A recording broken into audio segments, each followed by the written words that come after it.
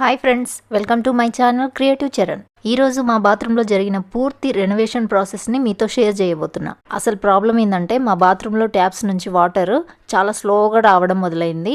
కొన్ని రోజుల తర్వాత పూర్తిగా వాటర్ రావడం బంద్ అయిపోయింది. ప్లంబర్ని పిలిచి చెక్ చేపిస్తే అప్పట్లో వేసిన ఐరన్ పైప్స్ అన్ని రస్ట్ వచ్చి గోడ లోపల వాటర్ అంతా లీక్ అయిపోతున్నాయి. అందుకే ఈ రిపేర్ అనమాట. ఫస్ట్ పాత టైల్స్ అన్నీ కూడా రిమూవ్ చేసిర్రు. వాల్ టైల్స్, ఫ్లోర్ టైల్స్ అన్నీ కూడా తీసేసిర్రు. టైల్స్ తీసేసిన తర్వాత పాత ఇనుప పైపులు అన్నింటిని కూడా తీసేసిర్రు. చూడండి పైపులన్నీ ఎట్లా అయిపోయినాయో, బాగా రస్ట్ వచ్చి మొత్తం హోల్స్ పడిపోయినాయి. అవన్నీ తీసేసిన తర్వాత కొత్త పైపులు, పీవీసీ పైపులు వేయించినాం. పైప్ కనెక్షన్స్ అన్ని కంప్లీట్ చేసిన తర్వాత గోడలకి మరియు ఫ్లోర్కి ప్లాస్టరింగ్ వర్క్ చేయించినాం. ఫస్ట్ అయితే ఫ్లోర్ అంతా నీట్గా చేసి వాటర్ ప్రూఫింగ్ చేపిస్తున్నాం. ఈ వాటర్ ప్రూఫింగ్ అనేది చాలా చాలా ఇంపార్టెంట్.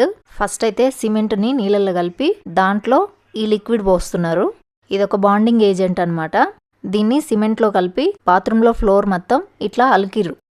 ఇట్లా చేసిన తర్వాత దీని మీద నుంచి కంకర, సిమెంటు, ఇసుక ఈ మూడింటిని సరైన రేషియోలో కలిపి నీళ్ళతో బాగా కిందికి మీదికి కలిపిన తర్వాత ఇట్లా ఫ్లోర్ మీద మొత్తం పోసిర్రు. ఇంటికి స్లాబ్ పోసినప్పుడు ఎట్లా కలిపి పోస్తారో అట్లనే ఇప్పుడు కూడా స్టాండర్డ్గా ఉండడానికి ఆ విధంగా కలిపి పోసిర్రు. ఇట్లా ఫ్లోర్ మొత్తం పోసి లెవెల్ చేసుకొని మళ్ళీ దాని మీద నుంచి సిమెంట్లో బాండింగ్ ఏజెంట్ కలిపి ఆ లిక్విడ్ మొత్తం మళ్ళీ ఫ్లోర్ అంతా ఇట్లా జల్లి మొత్తం లెవెల్ చేసుకొచ్చిర్రు. ఇప్పుడు దీని మీద స్మూత్ లేయర్ కోసం సిమెంటు, ఇసుకను సరైన నిష్పత్తిలో నీళ్ళలో కలిపి ఆ మిక్స్చర్నంతా ఫ్లోరింగ్ లాగిర్రు. ఇట్లా ఫ్లోర్ అంతా స్మూత్ గా చేసిర్రు. ఇట్లా వాటర్ ప్రూఫింగ్ చేయడం వల్ల సర్ఫేస్ క్రాక్స్ రాకుండా ఉంటది, వాటర్ రెసిస్టెన్స్ కూడా పెరుగుతుంది, లీకేజ్ అనేది ఉండదన్నమాట. దీన్ని ఒక రోజు అంతా అట్లాగే వదిలేసిర్రు, బాగా ఎండిపోవాలి. ఇదంతా ఎండిపోయిన తర్వాత నెక్స్ట్ డే గోడలకు కూడా ప్లాస్టరింగ్ చేసిర్రు.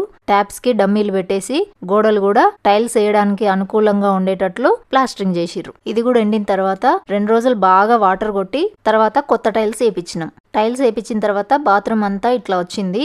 ట్యాప్స్, బాత్రూమ్ యాక్సెసరీస్ అన్నీ కూడా ఇన్స్టాల్ చేసిన తర్వాత ఇప్పుడు మా బాత్రూమ్ కొత్తదిగా మారిపోయింది.